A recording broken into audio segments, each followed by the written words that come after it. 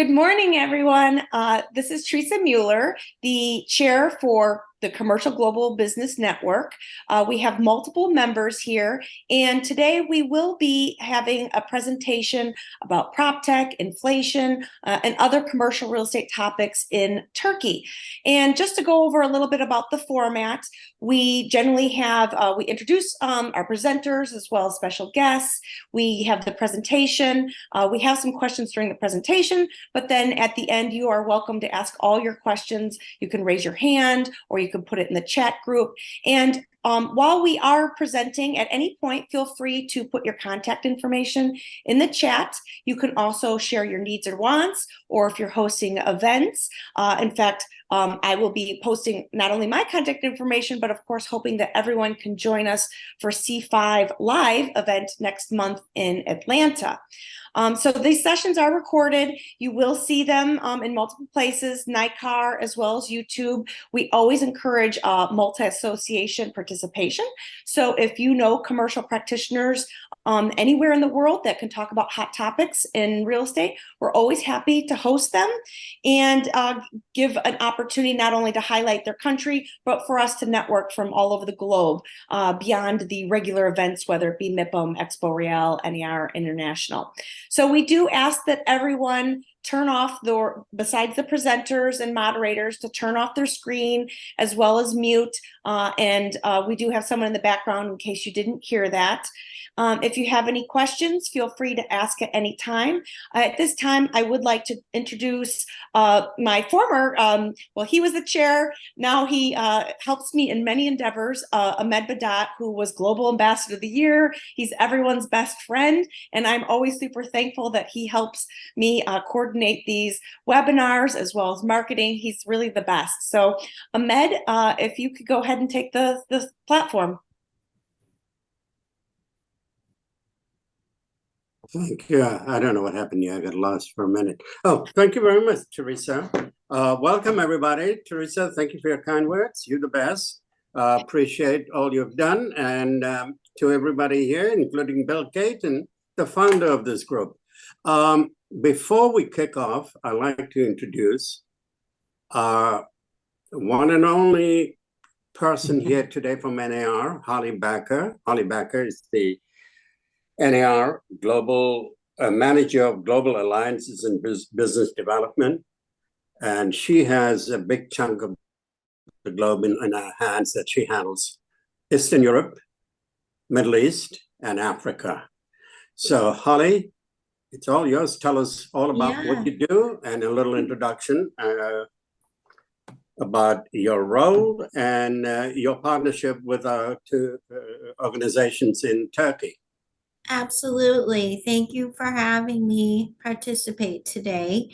Great to see everybody. So as Ahmed mentioned, I'm the manager of Global Alliances and Business Development for NAR, and I oversee Eastern Europe, Africa, and the Middle East. So clearly Turkey is one of the countries I oversee.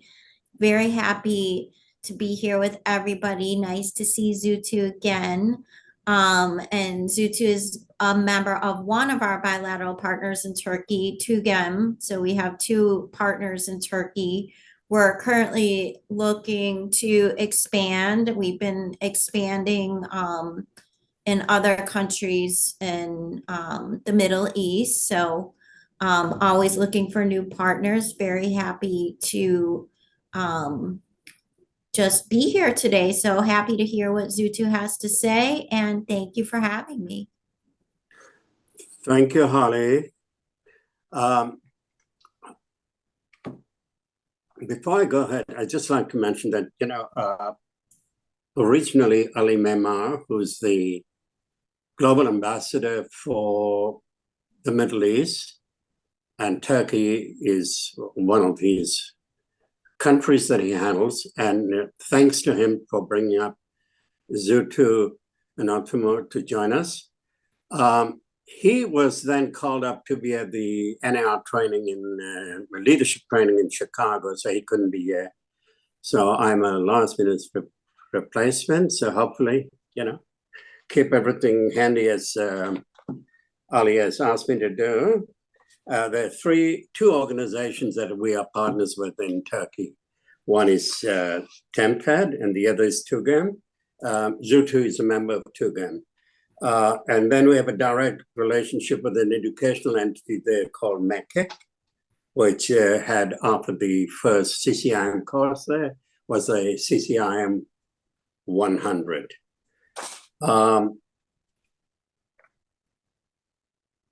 So before I introduce our two speakers here, and thanks them for making time to be with us, Zutu and Altumar, their bios are posted on a registration page on the NICAR page, and it's very impressive. Both these gentlemen have done a lot in terms of the career in the real estate field, locally and globally. So, you know, I can give you a little highlights. Both based in Istanbul, have are partners in the Proptech world that they started in Istanbul. It's called the CRE Plus. Yes. So CRE Plus is the brainchild of Altumar and Zutu, and they started the organization. So I will start my questions first on the Proptech, and then we'll move on to other commercial questions. So the first question I want to ask, either Zutu or they can alternate as they want to answer. What are the key aspects and trends shaping the Proptech landscape in Turkey, and how is it impacting the real estate industry in the country? In most parts of the world, PropTech is nowadays the hot topic. I think the three main startups that are building up nowadays is PropTech, FinTech, and Biotech.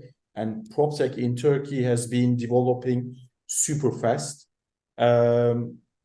At first, when the first PropTech companies started popping up, they were mostly appealing to the consumer. We had iBuy PropTechs over here in Turkey, and then we have all these marketing websites looking at niche areas rather than going horizontally. They were all going vertically. But soon, when people couldn't really adapt the technology right away, PropTech companies started turning their focus onto real estate companies and to real estate agents. So right now, over here in Turkey, we have different PropTech projects that look over the needs of real estate agents. I'm talking about CRM projects. I'm talking about special electronic valuation programs where you can just put in certain data into a small page, and then you can get a valuation for the property that you want to sell. And they can give you great reports that you can present to your property owners with your name, with your pictures, with your contact details on it. So everything is right now being geared towards the real estate agents. We also have an interesting PropTech called tapu.com, which means deeds.com, where they do electronic auctions for properties mostly owned by banks and that are being sold. So you can auction for properties online. You can just register to it. You can do it through your mobile phones. You don't have to be in front of a computer screen, and everything is done electronically, even the deed registration itself. So this has been having a great impact on our lives. Our lives have become really easy. We just need our phones with us at the moment. You don't really have to carry your laptops around. So with my phone, I can do most of the stuff while I'm in the car, while I'm driving, or in between meetings. So PropTech has been a great help to make our lives easier. Thank you. That's amazing. Did you want to add anything to that, Altumar? Yeah, when we look at the hello everyone again. When we look at the numbers in Turkey, For example, usage of Instagram, TikTok, these kind of materials, all we live in daily life. The percentage of these websites, usage of percentage of these websites is very high in Turkey. So it is very normal. Also in Proptech, as a part of apps, website, this kind of growth part. So the usage of Proptech and the numbers of startups in Proptech in Turkey are rising. I think we love to touch the apps, the startups, the technology via our iPhone or other phones. Oh, great. How about an overview of some of the function of Chiropoulos, your Proptech platform? Chiropoulos is a tenant scoring program. When you work as a real estate agent and when you're managing number of properties for a property owner, if you have one bad tenant, sometimes you may end up losing the whole portfolio. So this has been a problem within our office. Our agents were having problems and there was no certain way of identifying if that person is the right tenant or not the right tenant. So everything was done very traditionally. You would mostly introduce the tenant and the landlord would be asking questions to the tenant, trying to understand if this person is the right person to rent the house. And of course, you always made mistakes. This is human error. It's very easy to make miscalculations. So we needed some kind of a smart decision-making process where the landlords could understand if this person is the right person or not. So we had an API with the Turkish Credit Bureau where we get the tenants' raw financial data. And by raw financial data, I mean everything. All your bank accounts, your credit limits in these banks, your mobile phone package. Are you using a package that you pay a lot of money, or are you using a cheaper version of that package? Your website platform subscriptions, you can see everything. The banks have crazy data about us, by the way. You have no idea. You can get 10,000 different data points from a bank, and it's very easy to assess how much money you're making, how much money you're spending. And we added our own algorithm into this because your financial score could be very high, but if you're not integrating the rent amount that you're going to pay and you don't have a ratio of it to your monthly income, then there's no way to understand if you are the right person or not. So this was our algorithm. We had a psychometric part as well, where you were supposed to answer questions based on pictures, and that determines whether you are how social you are, how you convey your messages. Would you be very antisocial in certain things? Are you do you have an inclination for crime and things like this? This isn't 100% scientific, but we're still working on it. So this was what we were doing. We're still doing it, of course.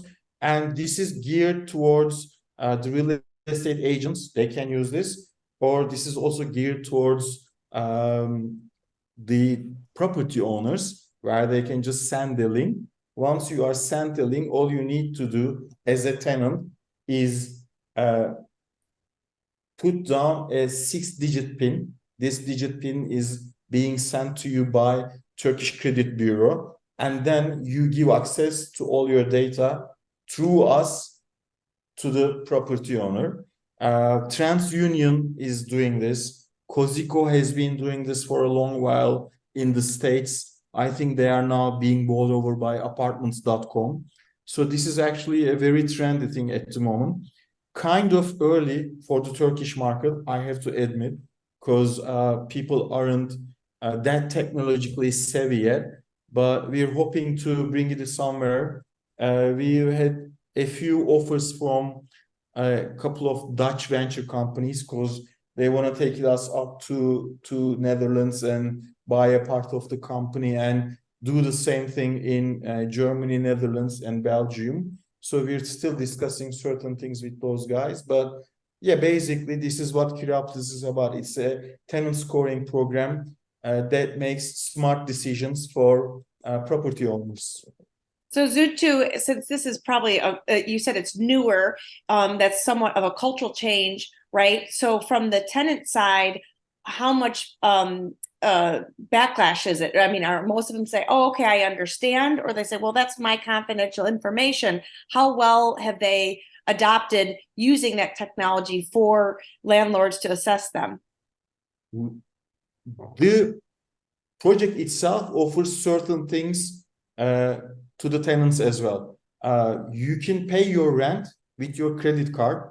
You can pay in Turkey, if you are renting a house, the commission fee is being paid by the tenant, not by the property owner. So moving is actually very costly. You end up paying security deposits, the commission for the real estate agent, all your moving costs, if necessary, all the stuff that you need to do in the house. Everything on our website can be financed by your credit card and then be paid in installments as long as you have the limit on your credit card. So it makes their lives easy as well. So far, I mean, there hasn't been a backlash. And the reason for it is also there are very few rental properties at the moment in the market. So if you really like a place and if you really want to rent it, then you have to go through this process. Otherwise, it gets really difficult. Thank you. You're welcome. Thank you very much. So let's move on to the commercial real estate in Turkey. What are the key factors driving the growth of the commercial real estate market in Istanbul, particularly? So we're going to talk about Istanbul, yeah. And just give us an overview. Yeah. First of all, geographical advantage is a very, very important asset in Istanbul because unique position standing between two continents, Europe and Asia, and Black Sea, Aegean Sea, all the waterway is makes Istanbul a very good place for investment, commercial investment. And there are natural crossroads for global trade and business interactions. This is the first one. The second one is economic expansion, especially in Istanbul, because yeah, we can talk about Turkey, but in Istanbul, nearly 42% of GDP of Turkey. So a big part of the business and big companies, the main centers of the big companies and factories is in Istanbul or near Istanbul. So the economic expansion of Istanbul affect all the Turkey. And the other thing is population growth. Not just Istanbul, but also the sub areas of Istanbul is rising high, and this increased demand for housing, and also this means that retail centers, entertainment centers, further boosting the commercial real estate, and in addition to that, the citizenship program in Turkey. As a result of a decrease in supply and increase in demand, it makes Istanbul much more popular especially in Middle East and the other countries near Turkey. And the other is tourism and hospitality. Istanbul attracts a big attention from tourists from all over the world. This also has an effect on commercial real estate. The subject is hotels and Airbnb managements. And the other thing is infrastructure development and especially mega projects like Istanbul Airport, Marmara Waterway, and big shopping malls. These mega projects and new metro lines, they affect on driving growth in Istanbul in commercial real estate. And also there is another new movement.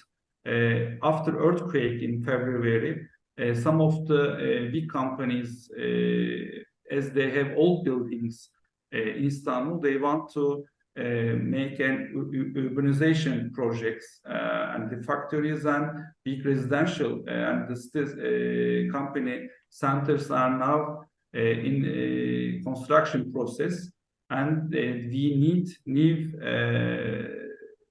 business centers, especially in main parts of Istanbul. So this also will create a huge impact on commercial market in Istanbul. Great, excellent. Teresa, do you want to add any question to that? Do you have a question? I am sort of interested how the different real estate asset classes are performing, if it's the same as what we experience in a lot of the world, right? Where in your center, office space is, you know, not thriving as much and you have more vacancy, whereas, you know, like for example, here in Chicago, our hot asset classes are going to be multifamily and industrial, as we're a logistics hub. So those tend to have very low vacancy. So, you know, what you're seeing in Istanbul versus the rest of country in terms of how the different commercial real estate asset classes are performing. We don't have for example, we don't have an asset like multifamily unit. In our commercial real estate education and trainings, we don't have this kind of asset, but Istanbul, like every metropole, every big city, Istanbul is a big city, okay? There are places, for example, in the main centers like in Beyoğlu, these are tourism in the main places for hotels and Airbnb investments. And there are other places for factories. And but then we are looking at what we need in office places. Since after pandemic, yes, we have everyone, like in every country, we were half at home, half at business, but now every company began to, especially big companies, began to make their operations from the office, not from home. So the need in office space are growing in Turkey. And because of, as I said before, the earthquake doesn't happen in Istanbul, but it affects all our life. And we realize that this will happen in Istanbul too. So a big part of companies start to find a solution that how can we strengthen our building, or where we can have to move to protect ourselves, our lives, and also the other factories, machines, like etc. But this also create a new effect on Turkish commercial industry, that urbanization now in process. I mean, companies are moving, so we need new office spaces. There are a lot of old residential projects since 50s, 60s, but they need to be demolished and has to restored again. So office space is, for example, for me, number one. And the other thing is because of rising in e-commerce, warehouses.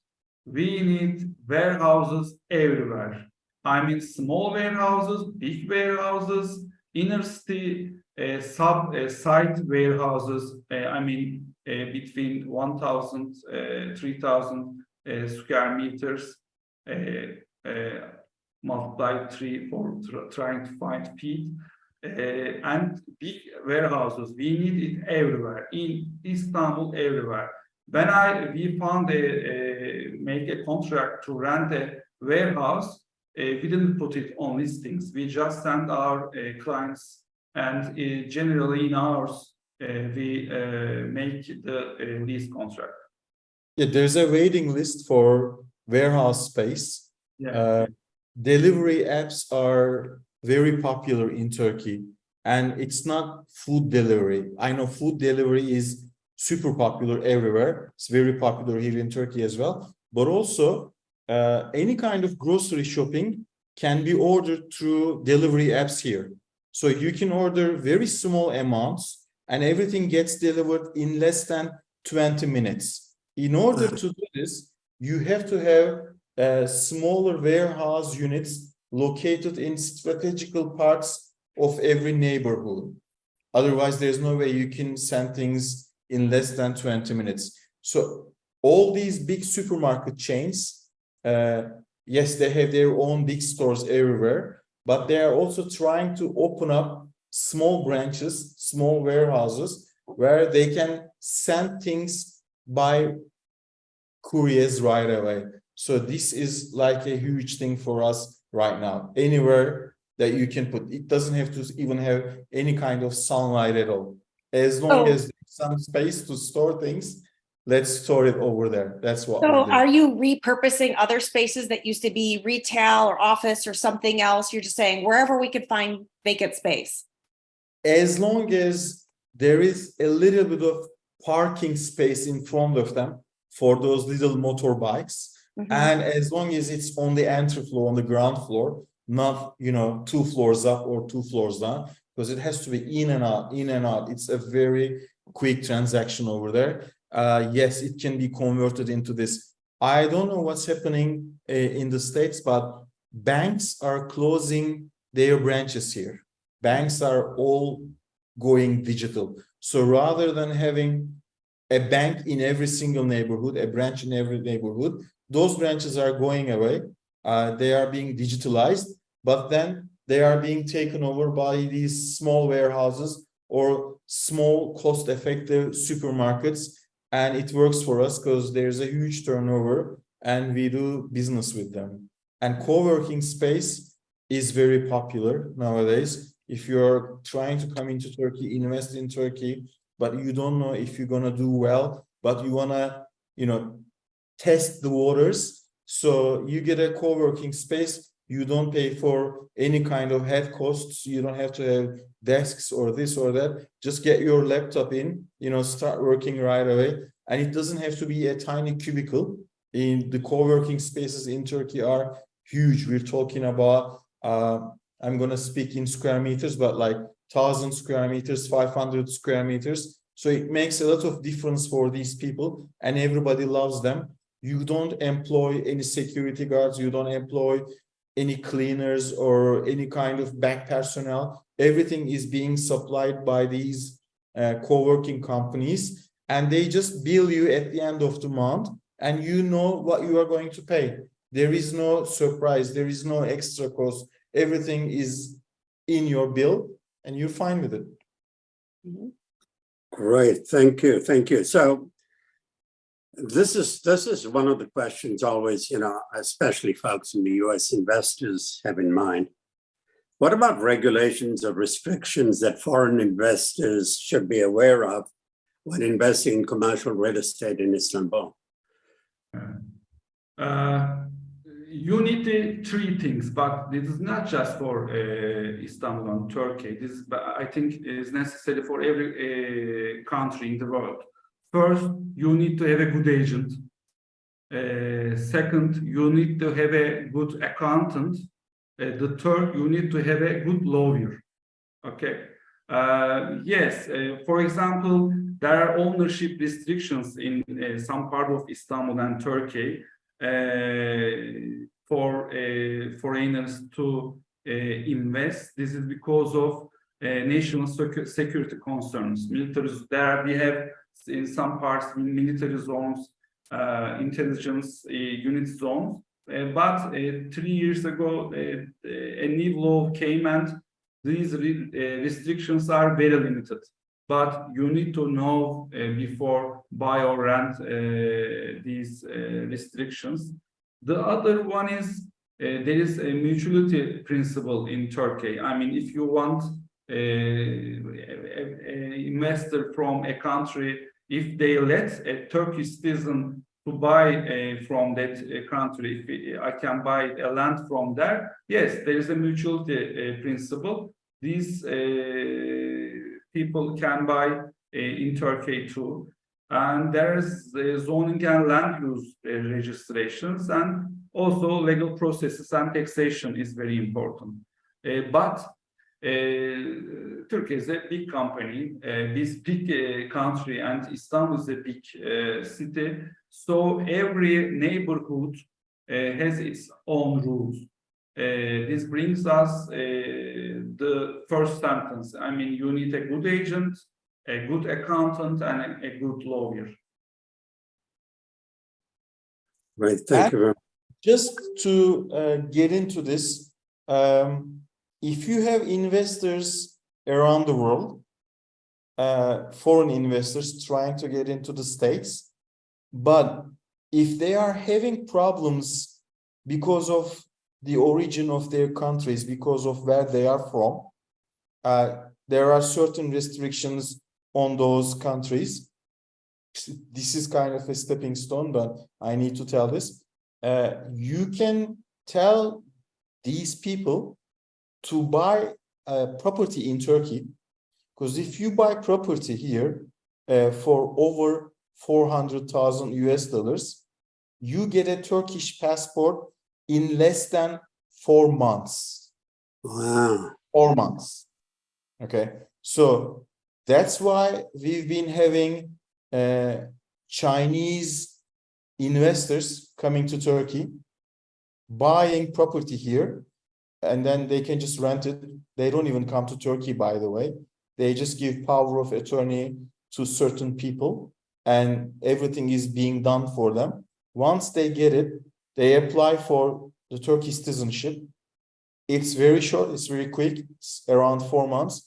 At the end of 4 months, you get your Turkish passport, and with your Turkish passport, you can apply to the States, whatever kind of visa you're trying to get. If you're trying to get an investor's visa, if you're trying to get something else, you can easily do that. So Turkey can be a stepping stone for these investors. All they need to do is keep that property for 3 years. And at the end of 3 years, they can sell the property, but still keep their Turkish passport. This is not a visa program. We're not like Antonio from Portugal. We're not giving golden Schengen visas. We are giving a passport in 4 months. Antonio doesn't even get us biometrics in 4 months. Antonio is taking it all in. So while we're on investments, what is the climate in the banking and lending institutions in terms of interest rate? How hard is it to get a commercial loan for a developer or for expanding companies? And what's your inflation rate like? Too high.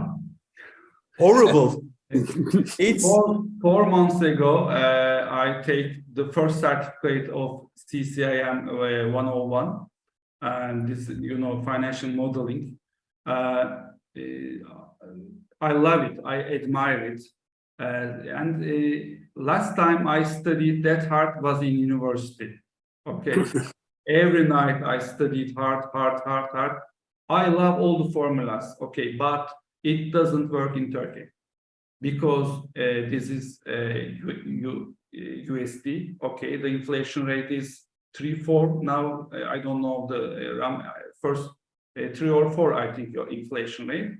But now in Turkey, the official inflation rate is around 57, but the real inflation rate is 100 approximately. So this is a nightmare for us. If an EV developer wants to want a commercial loan from bank, they say, okay, now, but they don't give us any. Okay, what's happening? Everyone use their self-power. Okay, if they have money in bank or something in a case, I don't know.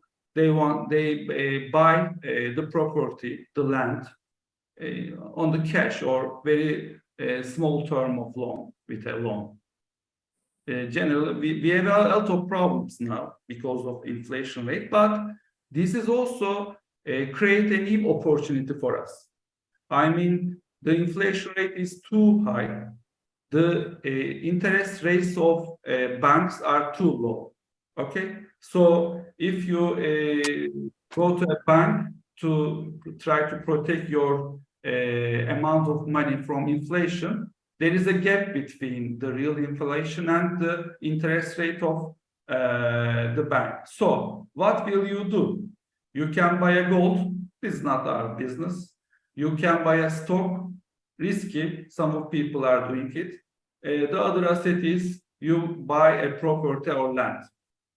So yes, troubles, but I found this opportunity a good opportunity for our industry. So if you are good in your job and if you are a good advisor in these kind of financial terms with the investors, this is why we are, me and my business partners, is growing too fast and too big. Because yes, the investors understand it, and some of them, not all of them, some of them buy a land or a property, if it's a residential or commercial, they try to protect their wealth from inflation. Can I ask, you mentioned that you took the CCIM course there in Turkey, and you made some references. Many of the guests on here either have their CCIM or are aspiring to receive that designation.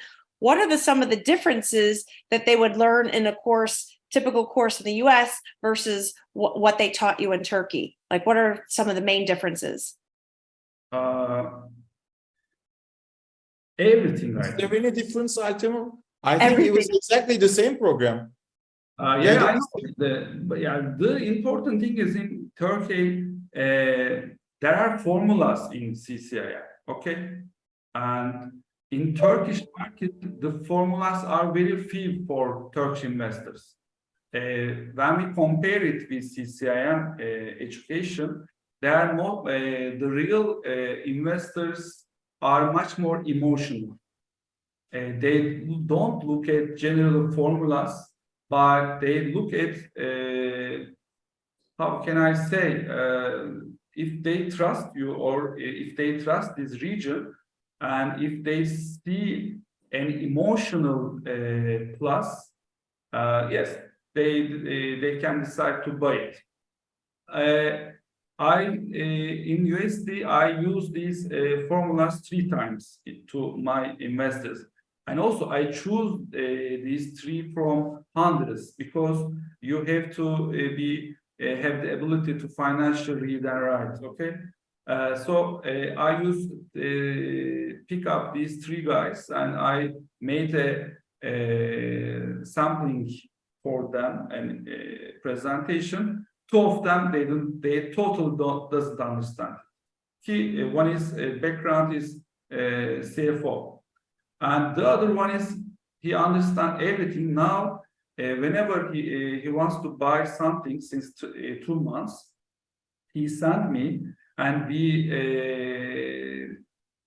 all the currency rates, and we make the Turkish that not Turkish that, but divide it, turn to it USD dollar, and we try to analyze the CCIM formulas and decide to buy or leave it.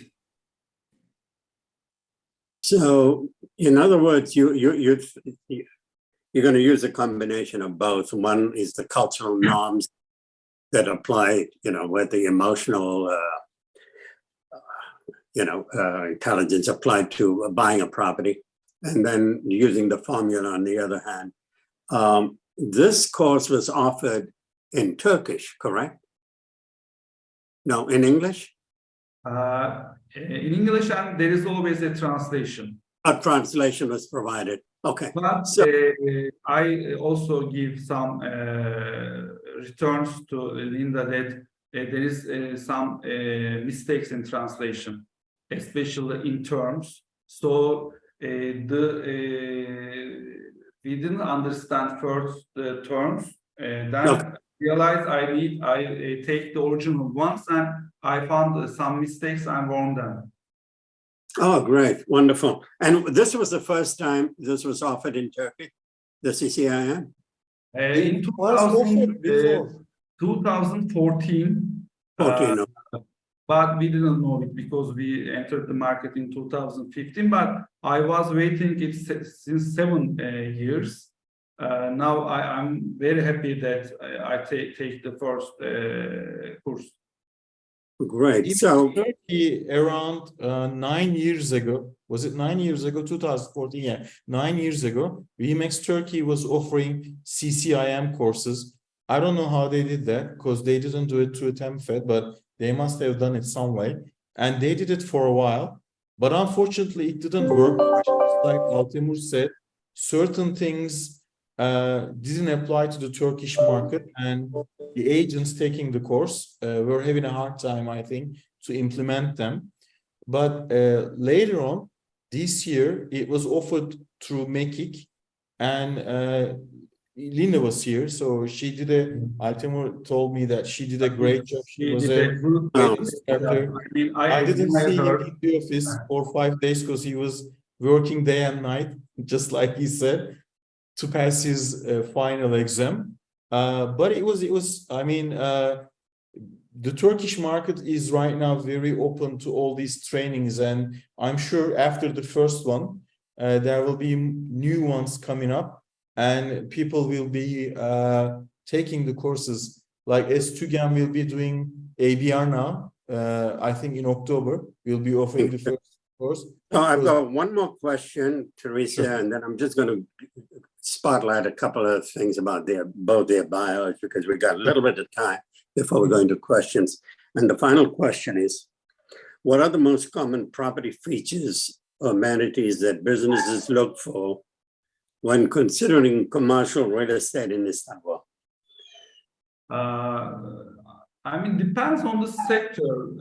I mean, their main core of business is very important. Some of them, strategical location is very important. For example, warehouse companies or trade companies, if they want to near airport or harbor, the strategic location is very important.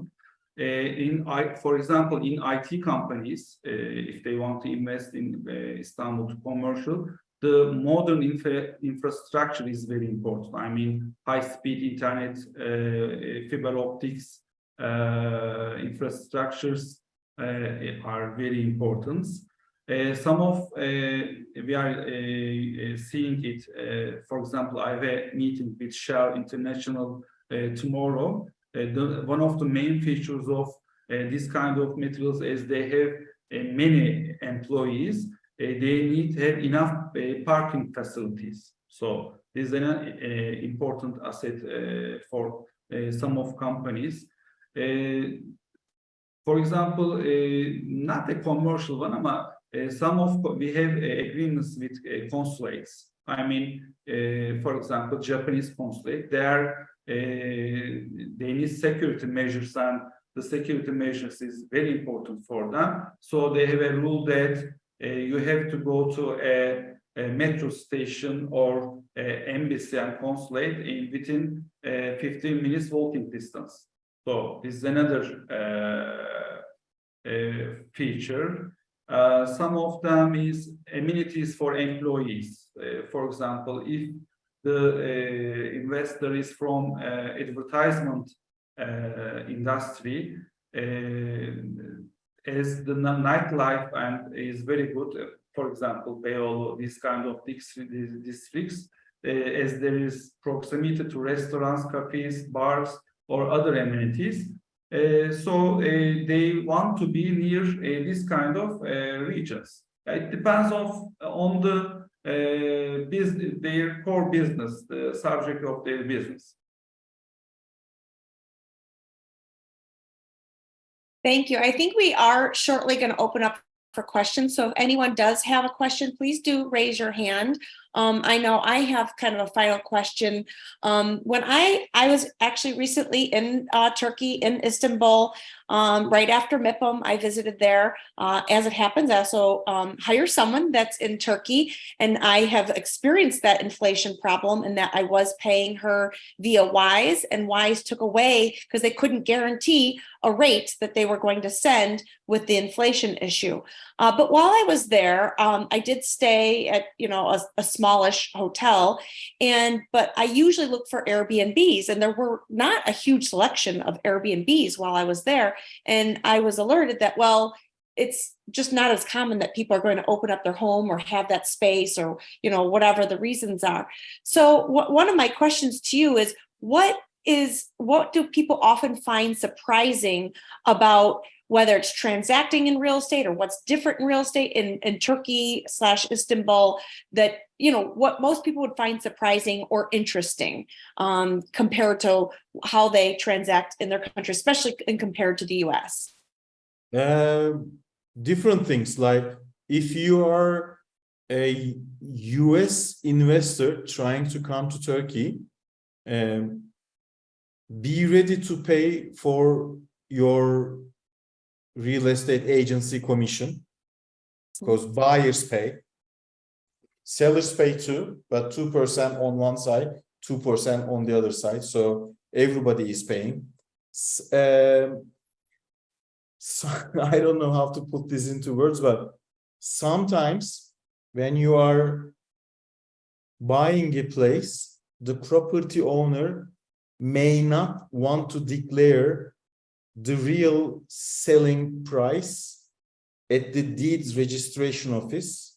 They may want to declare an amount which is less than that, because they don't want to pay income tax on it.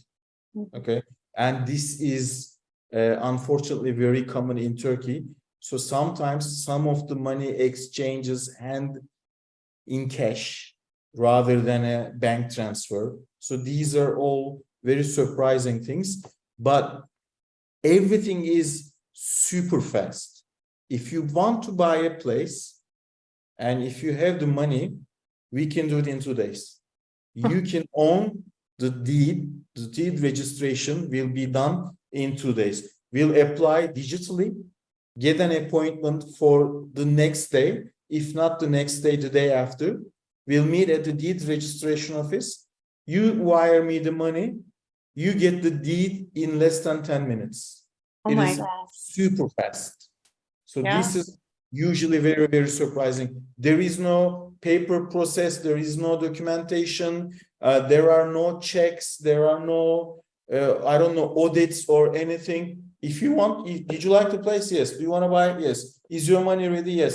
All right, let's do it. In 2 days, you own the place. Very Yeah, if simple. you're really worried about inflation, that's the way to get something done fast, huh? Yeah, I mean, you have to, because otherwise, like one day US dollar is 20 lira, the next day it becomes 22 lira. So you already lost 10% on your Turkish lira income all of a sudden. You either tie this up to a US dollar protocol, which is banned by law. You're not supposed to do that. Everything has to be in Turkish liras. But sometimes you do it to protect yourself and your client.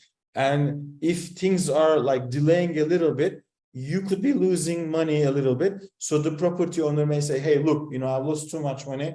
If you want to do this right away, let's do this right away. Or else, this is canceled. I'm not going to do this. It happens. Awesome. Bill, you have a question.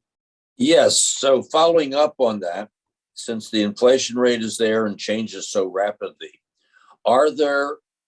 is there an appetite for investors to invest here in the United States? And if there is, what type of investments are they looking at?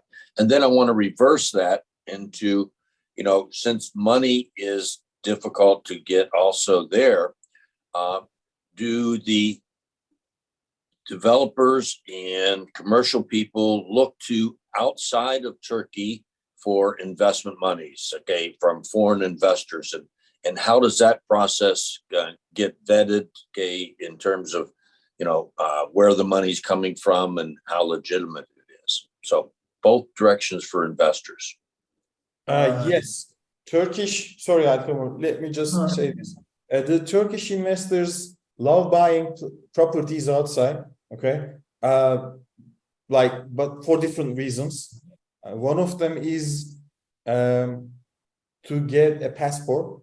It's like a route to a citizenship. So that's why I was talking about Antonio. Yes, in Turkey, Turkish investors go and buy places in Portugal, Spain, Greece, where they can get a golden Schengen visa first, and then it leads up to, you know, a passport, if possible, if you follow the requirements. Turkish investors love buying places. I don't know why, but Miami has been very popular. That's mostly for investment purposes, because the ROI term, return of investment period, is a lot shorter than what it is in Turkey. They buy condos, they buy high rises, residences.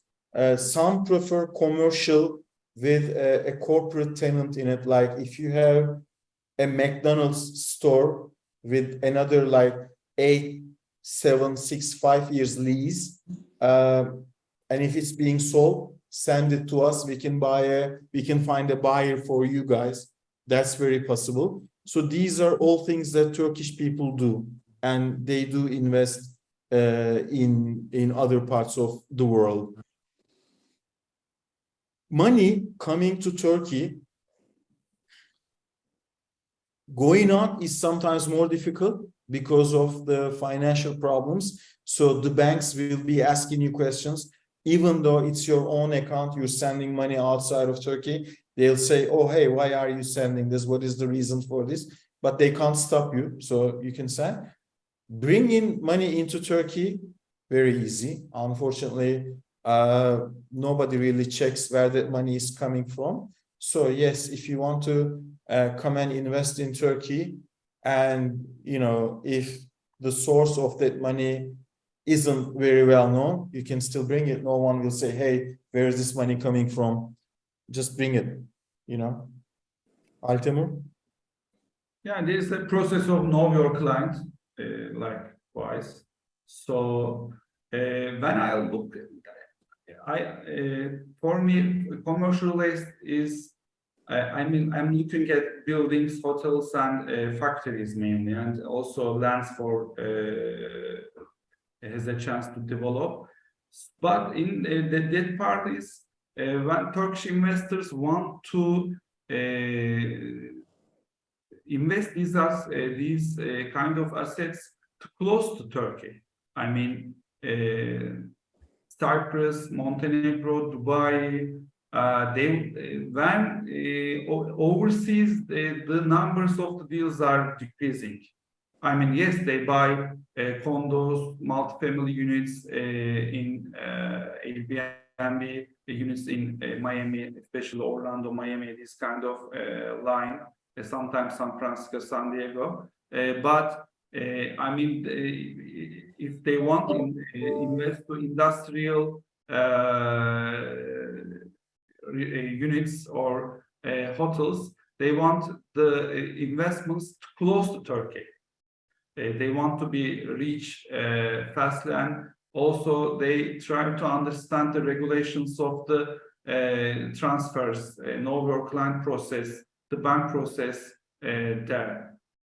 So they want to mix both things. I mean, the money, the passport or golden visa program, residency program. When we put these all the kinds of materials plus together, generally they prefer Europe anywhere else in the world. I mean, Germany, Spain, London, UK, England. They prefer these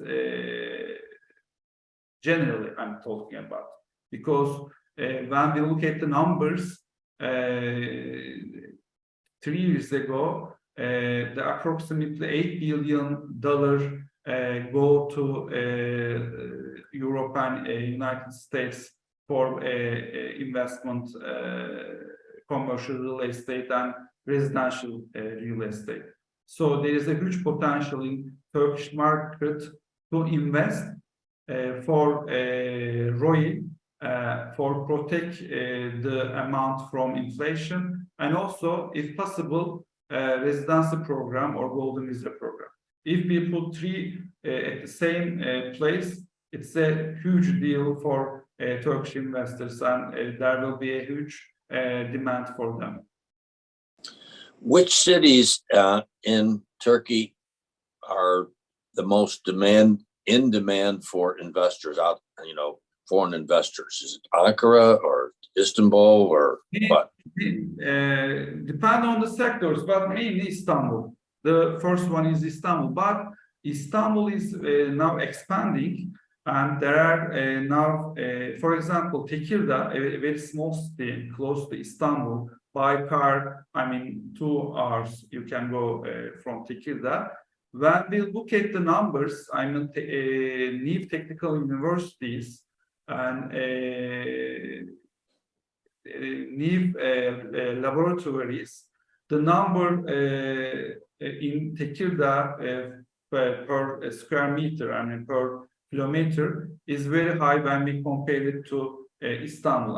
There is a new development now in Tekirdağ. There is a rail and there is water, sea, and there are a lot of new universities established there. So we can see that, yes, there is an opportunity here because the land is so cheap when we compare it, every kind of land, commercial land, industrial land, when we compare it to Istanbul. Yes, we can see that there is a huge potential here.